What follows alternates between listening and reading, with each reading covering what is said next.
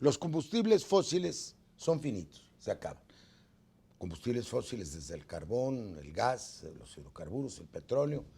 Y la estrategia más sabia, como dijo el ingeniero, es conservarlo. Los Estados Unidos no exportan petróleo.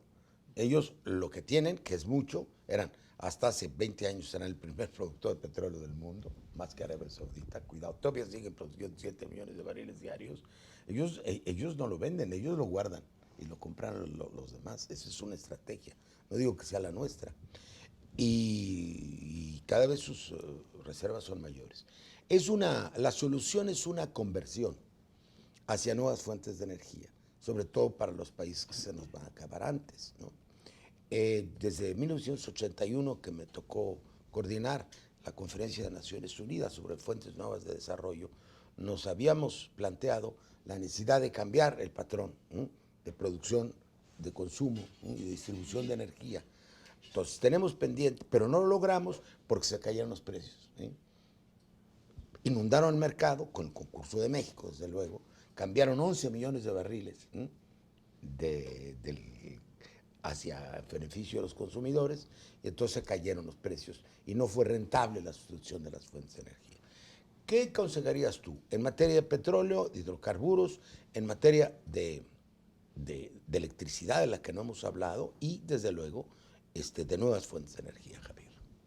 Bueno, yo creo que tenemos que hacer un enorme esfuerzo también para participar en esta carrera mundial en busca de soluciones con nuevas fuentes de energía, tanto para la protección del medio ambiente como para la preservación de los recursos no renovables. Sin embargo, volviendo al tema de la estrategia habla de que para 2024, para 2024 el 35% de la energía que usemos deberá ser con nuevas fuentes. ¿Cómo? Nadie sabe cómo, nadie dice cómo. Y entre otras cosas se dice también por ahí que tenemos que prepararnos, formar recursos humanos, formar gente en eso, pero tampoco se dice cómo. Entonces estamos hablando de 15 años y 15 años son aquí a la vuelta. No hay forma, así como no hay forma de llegar a los 3.3 millones, como dice, de barriles, como dice el ingeniero Garaycochea, tampoco hay forma de que lleguemos a 35%. Nos habíamos propuesto en 81 que el 20% de la producción mundial fueran fuentes nuevas para el año 2000, no sé, y no se cumplió. Pero mira, esa estrategia de energía que propusimos cuando discutimos la reforma se refería a todo. ¿Qué sucede en la energía eléctrica?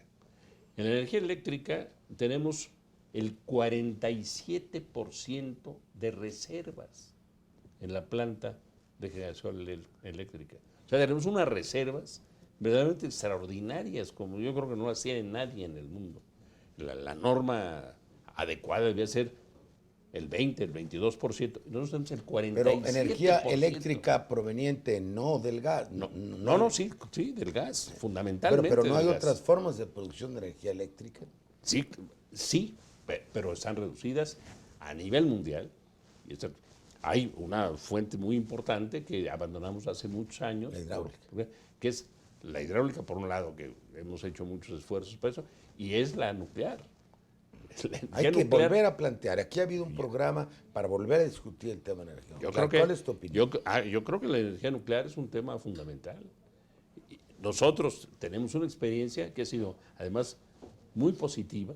Entonces, tenemos una planta con 2 unidades muy segura, y debiéramos haber empezado otras desde hace mucho tiempo, u otras, ¿no? Porque esa es energía limpia, independientemente de la discusión de los desechos. Hay países que producen más del 70% de energía nuclear. Francia vive de energía nuclear, la verdad.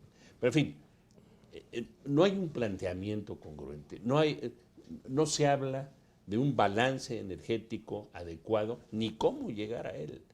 O sea, se dice, es una lista de buenos propósitos. No, es una lista de propósitos. Pero eso de buenos no. Cuando veíamos muchos peligros, todos los vimos, ¿te acuerdas? En Laguna Verde, estuvimos en manifestaciones. Pensábamos que era lo más dañino para el medio ambiente. Pero ahora con lo del cambio climático, se ve que lo más perjudicial para el medio ambiente es justamente las emisiones tóxicas. Claro. Y las emisiones tóxicas vienen de la sobreexplotación de los hidrocarburos. Y no se resolverá el problema del cambio climático si no se soluciona la cuestión de los patrones energéticos. ¿Estás de acuerdo? Sí, bueno, yo lo que diría aquí es que me parece que también hay una confusión en la propia estrategia tomando en consideración pues estos conceptos.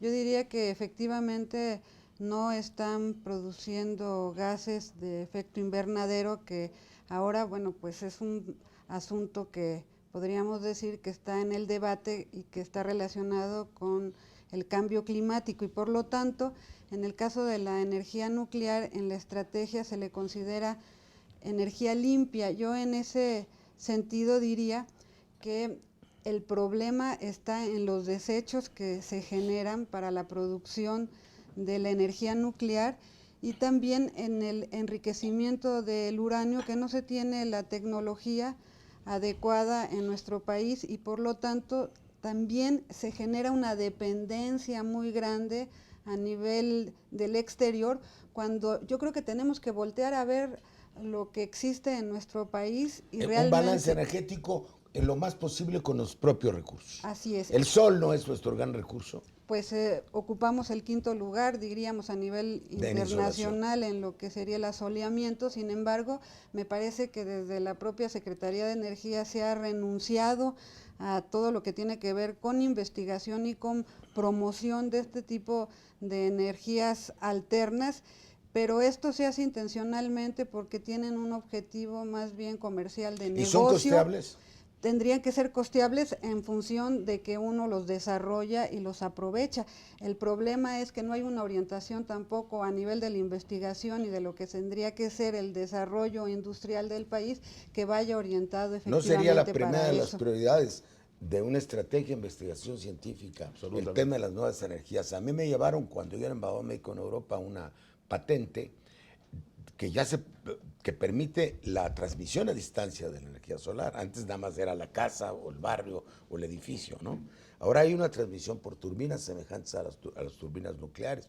Y me enseñaron un mapa donde no solo México es uno de los grandes países, me llamaron insolación, asoleamiento, le llamas tú, sino que la zona del Mar de Cortés, las Bajas y Sonora, son las zonas del mundo con mayor cantidad de sol, incluyendo zonas del norte de África durante todo el año. Y sin embargo, yo mandé cartas a todo el mundo y nadie me contestó porque no les interesa. ¿Usted qué pasos daría de investigación mexicana en favor de nuevas fuentes de energía, ingeniero?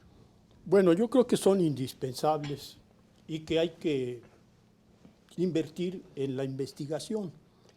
Pero yo creo que es más importante que todos los proyectos de generación, por ejemplo, de energía eléctrica, no se den a las compañías extranjeras.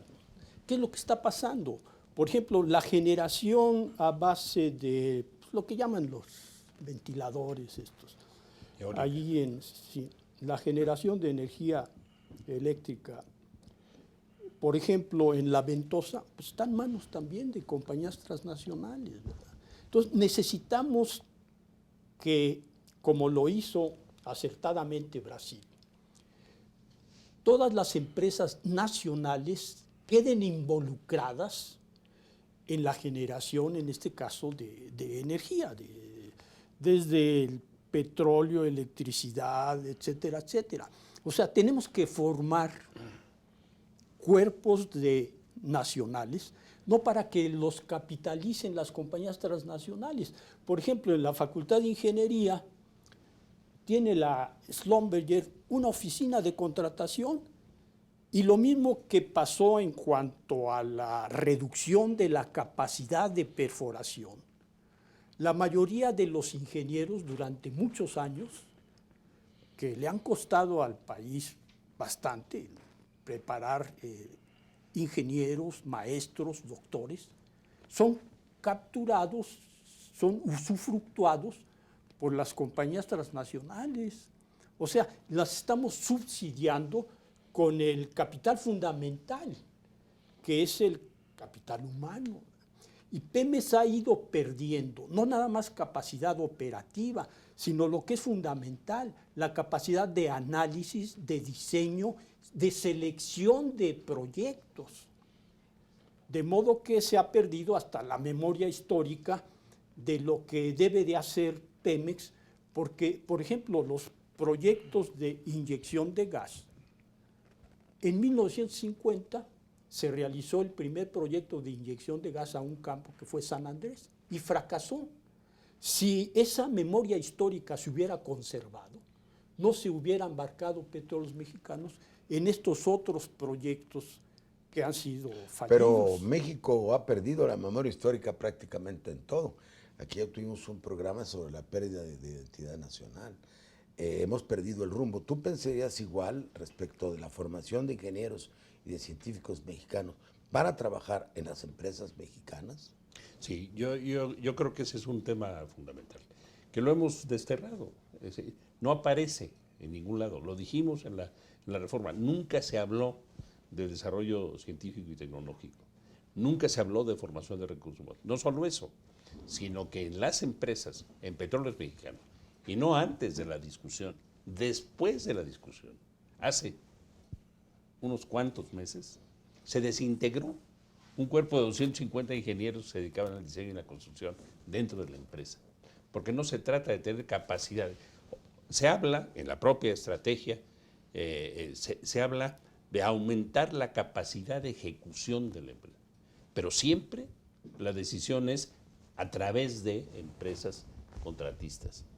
Y no asumimos que es fundamental, que es de supervivencia, no nada más para la energía, sino en general el desarrollo científico y tecnológico del país, en beneficio de las empresas nacionales, de las empresas públicas, de las empresas del Estado y de las empresas mexicanas que puedan participar en el desarrollo de la Este es un energía. país que se entregó de pies y manos. Es un país que se abrió. Que se abrió, entendió la globalización como destruir la economía nacional.